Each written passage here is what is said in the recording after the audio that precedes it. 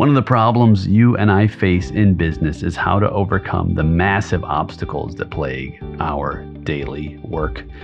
There's no perfect recipes. There's no neatly designed step. Leadership doesn't have easy answers. So, what do? Just throw our hands up? Give up? No. We fight for what we believe to be purposeful, meaningful, thoughtful. And that's why I've invited my dear friend and mentee, PJ Accetturo, back on the show to help me unpack a journey that is sure to inspire. I can't wait for you to join us. I'm Dr. Nate Sala, and this is a call to leadership. PJ. We're back. Great to have you back, man. And I'm so thrilled to work through this series with you on what I would classify as one of the greatest business success stories in modern history, the story of Pixar. And the story of Pixar, many people know of Pixar. They know of the movies and they've seen Monsters, Inc. or Toy Story, and of course, all down the line, many Pixar movies. Huge success.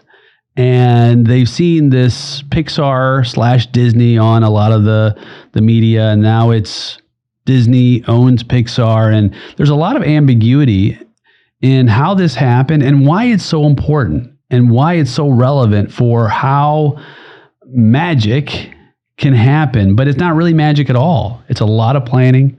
It's a lot of great leadership. Yep. And I think it's going to be really exciting to unpack it with you.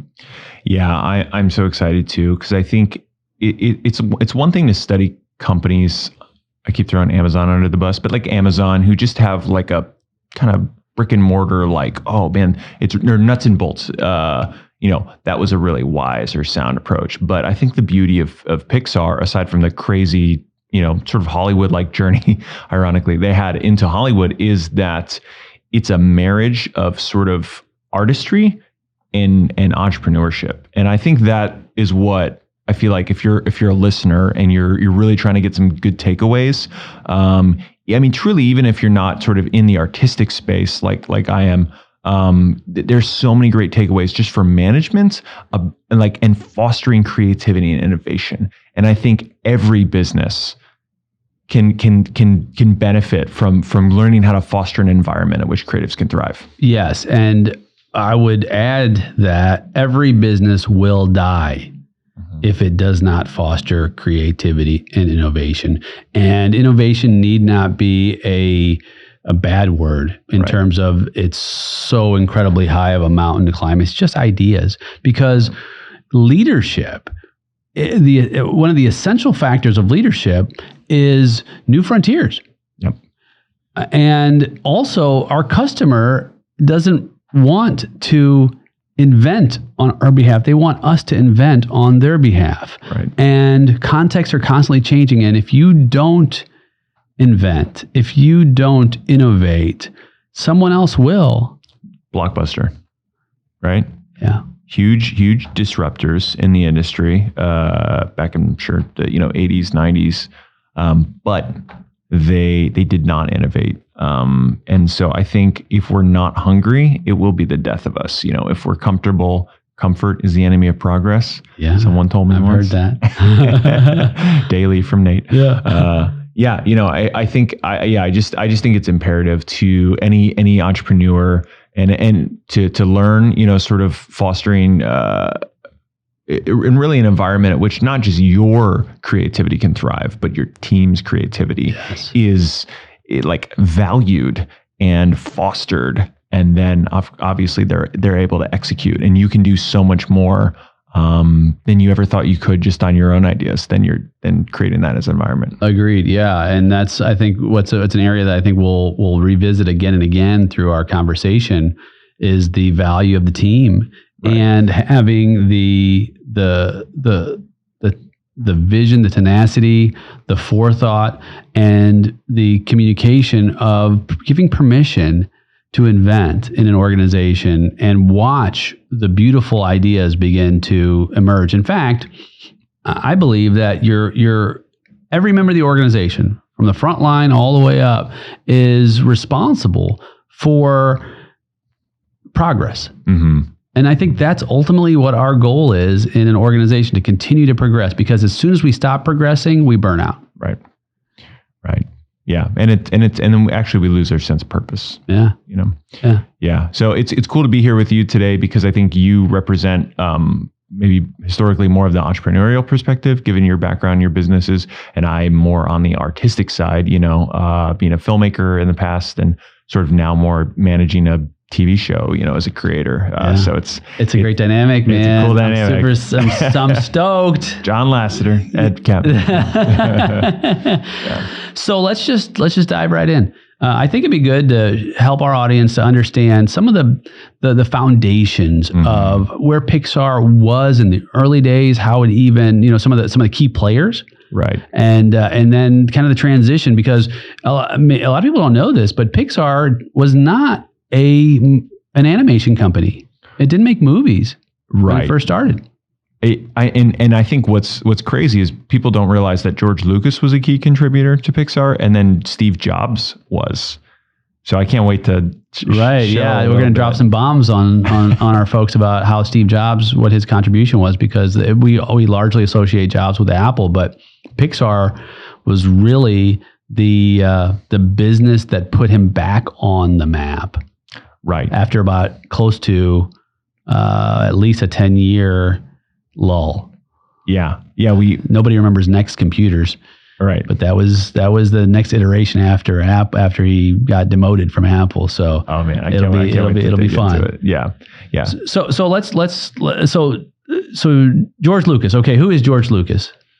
Yeah, George Lucas is Star Wars, right? But before then, so Ed Catmull was born in 1945. Yeah. And who's Ed Catmull? What's his role? Thank you. So Ed Catmull is the author of Creativity Inc., and he is sort of the CEO / founding member essentially of Pixar. But Pixar started as a dream, when he was a kid growing up watching Disney animation back in, the 50s, essentially, right? And I think he was always really fascinated by not just the emotions the shows made him feel, but the how, because it was magic back then. It really was. There weren't a lot of things like Disney.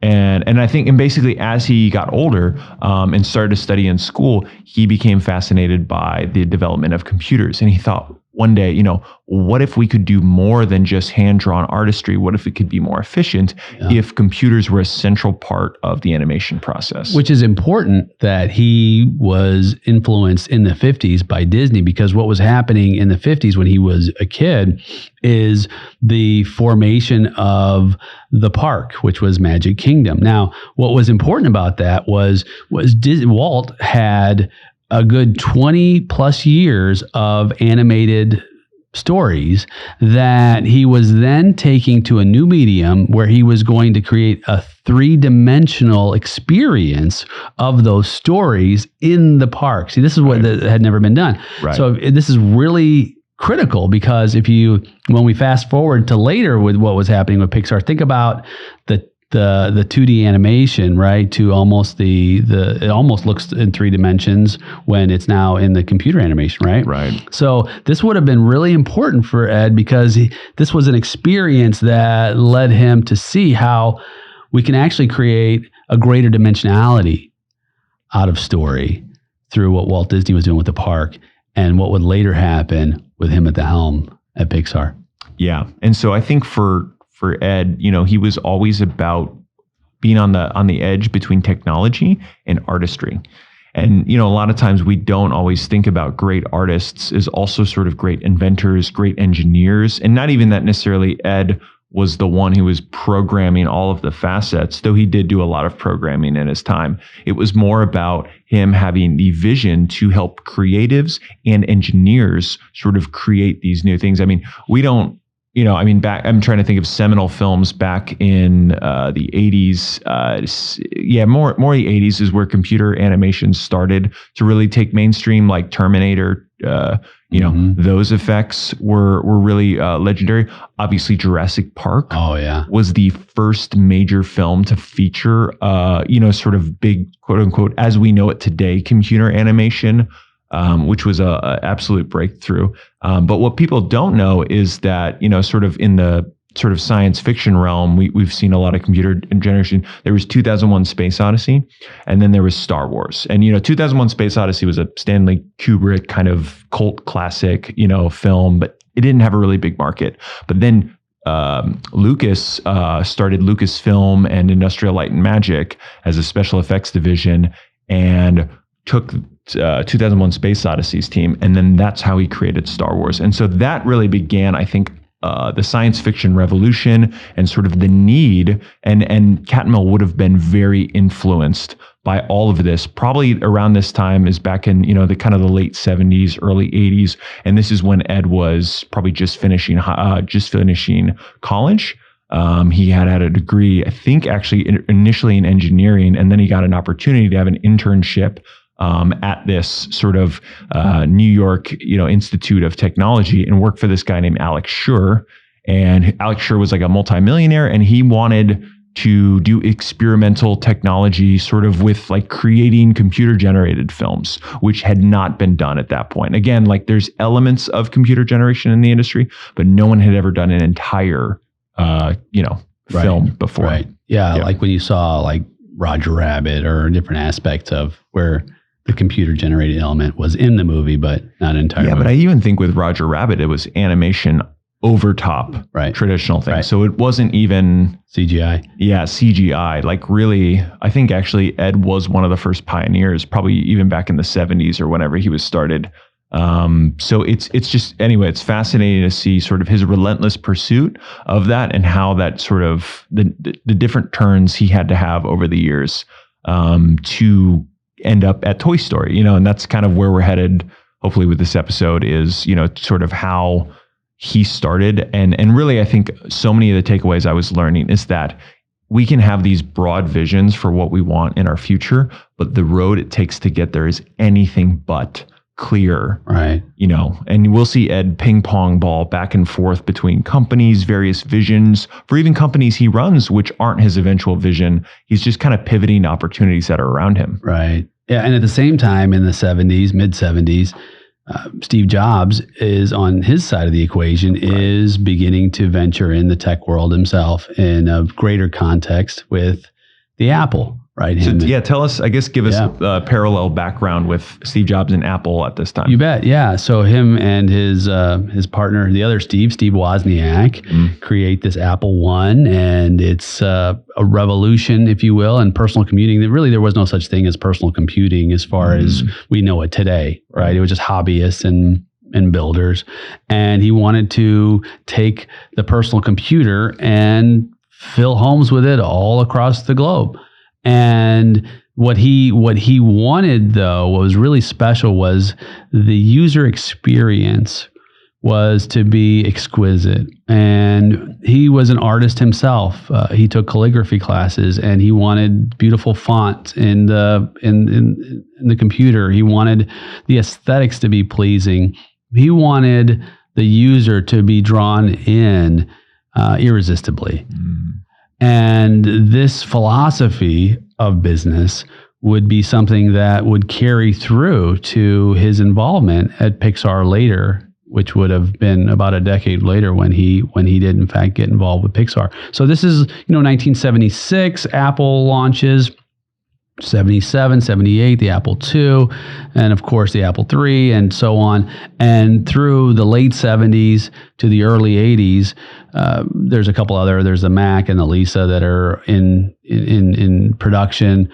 And by end of 84, early 85, Jobs is having a lot of trouble at this point with Apple and the board, and very maverick approach still, and they were becoming a big boy company. They were growing up, and Jobs was seen as a possible liability for that. Right, because I think he had yet to learn empathy, and he'd yet to sort of have more of a rounded perspective that he came to find later. Indeed, yeah, and even through Pixar. So he, believe it or not, he wanted Apple to buy Pixar while he was still at Apple in the mid 80s. And it's a little known fact that it was rejected. that Apple was not interested in buying Pixar. And as soon as he got demoted in the mid 80s, 85, he quit essentially. He kept 1 share of stock because he sold all the stock except for 1 share so he could sit in on the shareholder meeting still. And promptly went to Lucas. Right. Okay, so let's to purchase Apple. Walk back to Ed Catmull meeting Lucas. So around this time, I believe this is sort of early 80s, I think. So Lucas had been on the heels of Star Wars. He had been really trying to develop a lot of proprietary technology for Star Wars and creating Industrial Light and Magic. But I believe actually at this point he had was going through his divorce with his first wife, Martha. And that divorce was so costly that he had to start to sell off a lot of assets. And so Pixar was sort of his dream to have create computer animation equipment that can kind of create for his brand. So it was a hardware company. It was a hardware. There was some company. Software. Yes, but it was primarily hardware because they really didn't have computer animation sort of focused hardware back then, in the 80s and mid 80s. And so these computers were expensive. They were, $100,000 plus a pop, as we'll learn in a minute when Steve Jobs comes in. But anyway, it was just kind of bleeding capital, I think, for Lucas. And so in him sort of buckling down with Lucasfilm, that's when sort of he met Steve Jobs, and I'll let you. Yeah. From there, so just as you said, it's just like, what can I liquidate? And so Steve Jobs comes along and said, well, since Apple wasn't going to buy Pixar, I want to buy it. And he took $5 million, gave it to Lucas to buy Apple, $5 million to capitalize, so a $10 million investment, and he was the new chief of Pixar. Now, at the time, of course, he got introduced to the leadership staff, which was Catmull and Lasseter, John Lasseter, who we'll learn more about, who's one of the the visionary minds behind many of the stories that are attributed to Pixar's success. He wasn't as prominent in those days. He was certainly an important piece, but Lasseter was at Walt Disney Animation, and he was responsible for a lot of some of their hits. And I think that's Jobs and Ed Catmull were able to kind of lure him away. It's like, you have more control, more autonomy, less hierarchy. Yeah, well, I actually thought he might have been terminated from Disney. Could also see that. You might be right. So I think that's an important piece too, because they try to get him back later. That's right. Because Eisner. Yeah, we'll talk about Michael Eisner too, because that'll be an important piece. So what Jobs comes in, and what's brilliant about Catmull, is he is able to understand Jobs' nuances of leadership. Right. Which was a little acerbic at times back then.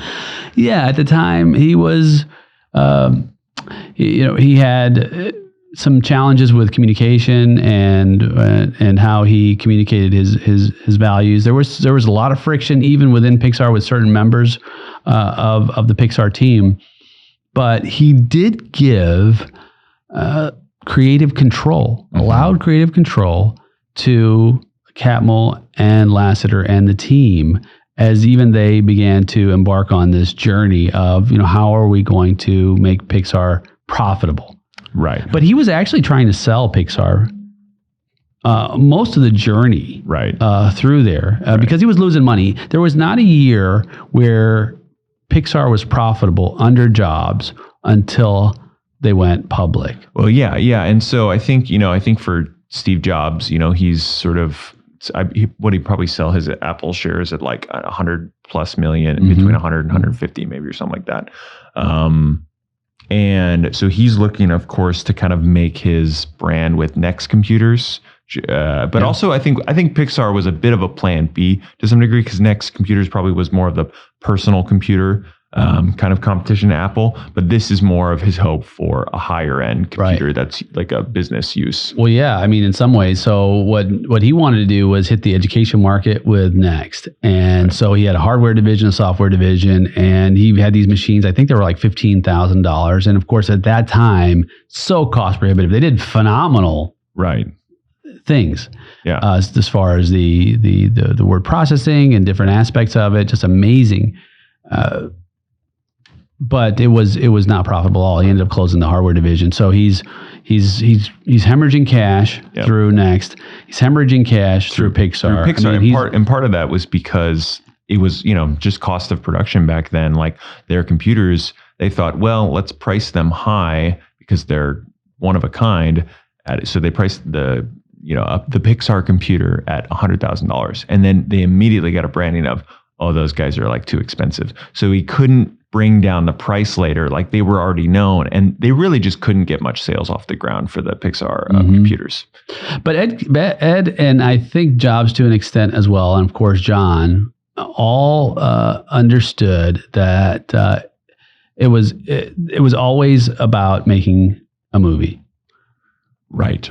I think they just tried to have a split focus because they were still developing the technology over the course of the 80s and really into the early 90s to make a movie. Like they didn't have, like if you gave, sort of Ed and John, back in 86 or whenever they were, in 86, Pixar was acquired by Steve Jobs.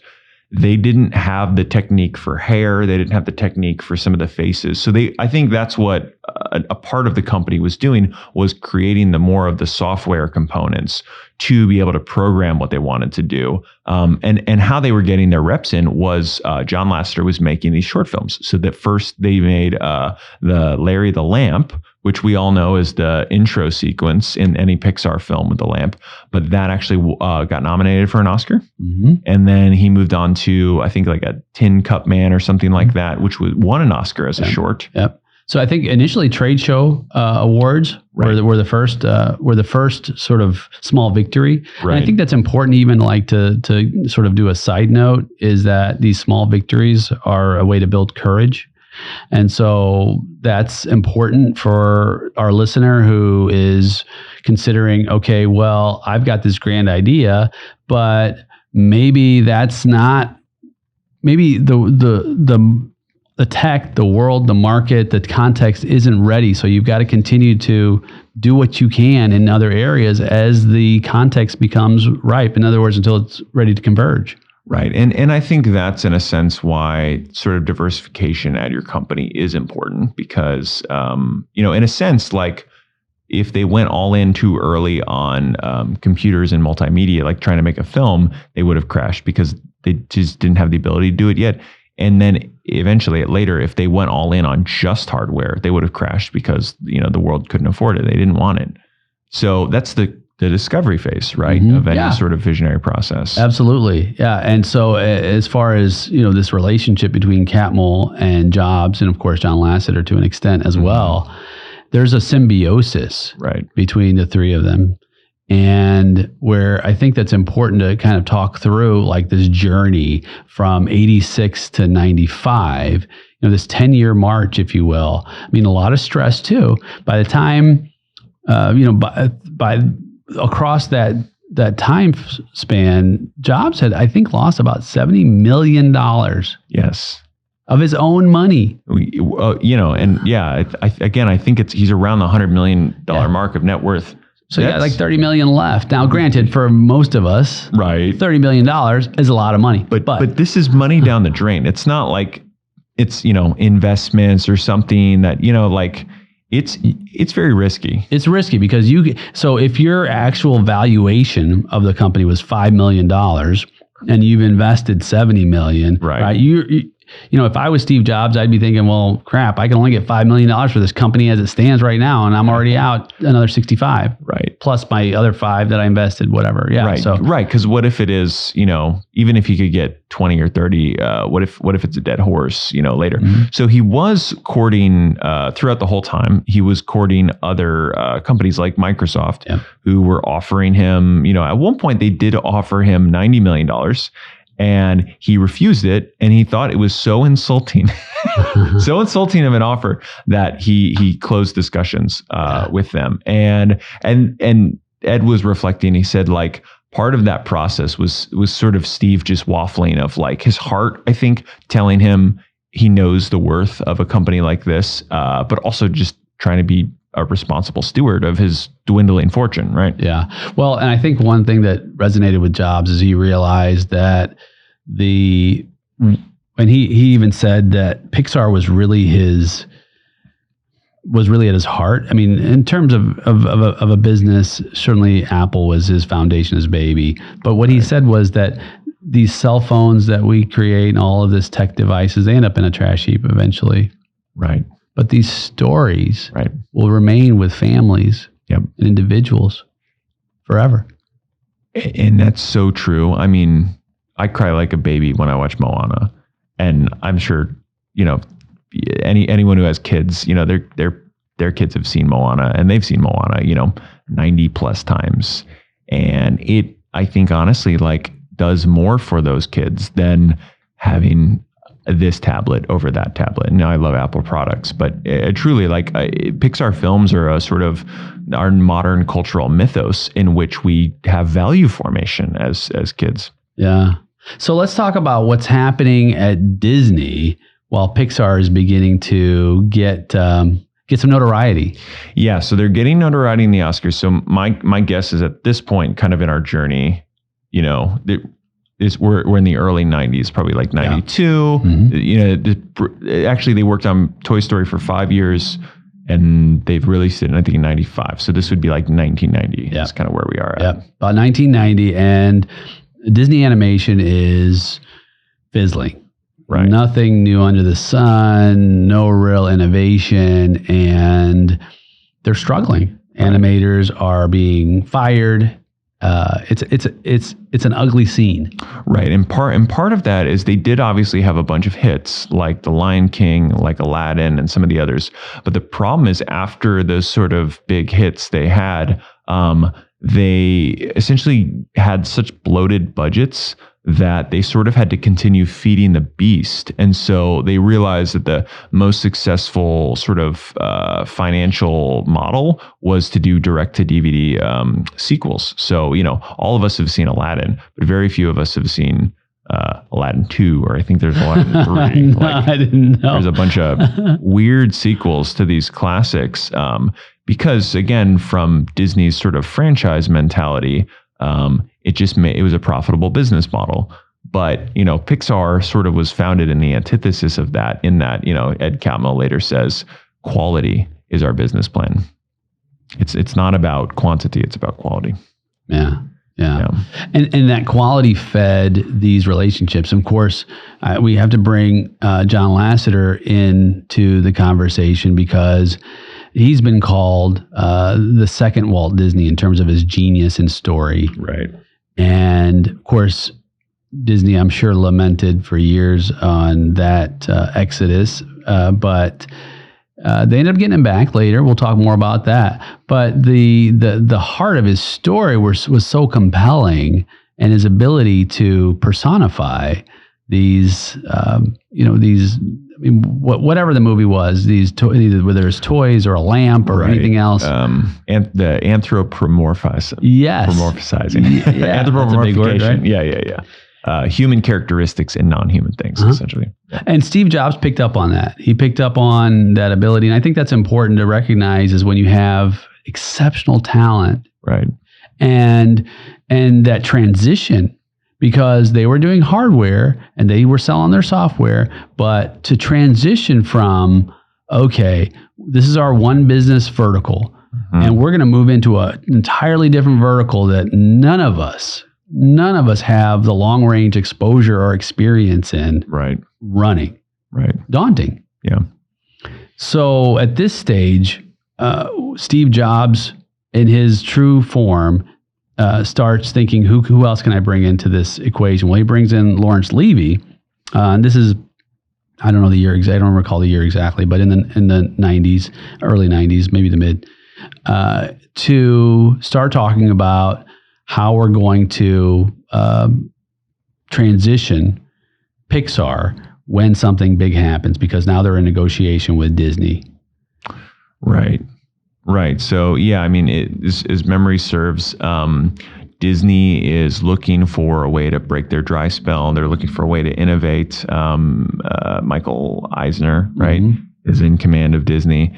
And I think they see Pixar as not a threat, but a new opportunity to innovate, right? You know, they're small, they haven't made any films, and yet they're creating a lot of buzz. So actually Pixar was doing some advertising. They did a bunch of animated commercials. So they had proved their chops that there's demand and there's innovation. And so they did a partnership deal where they said, let's create a 3-picture deal.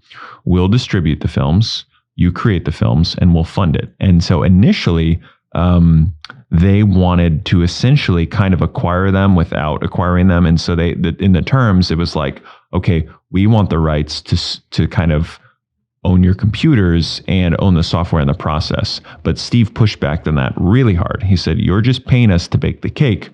You're not paying us to show you how the cake's baked. Mm-hmm. Yeah. It's important. Yes. It's important because there's a great deal of not only bravado when you approach that with Disney. Now, keep this in mind. You're $70+ million in debt. Your other company, Next Computer, is not doing so hot, right? It's pretty easy to just take easy capitulate. Money. Yeah. Especially because Michael Eisner. I mean, he was a hard-hitting businessman, very savvy, extremely crafty, and he's the CEO of Disney. Like, I'm sure we like to think of Steve Jobs as if, we think of him now, but really he's in his sort of origin tale. This is his post-fall from grace, so he doesn't have as much sort of social clout as we attribute him to him now. Right. Yeah, indeed. Yeah, he was on the verge of being a one-hit wonder.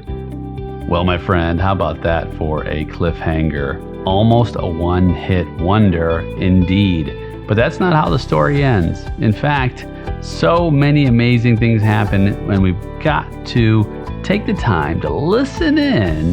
The good news is you don't have to wait a whole week.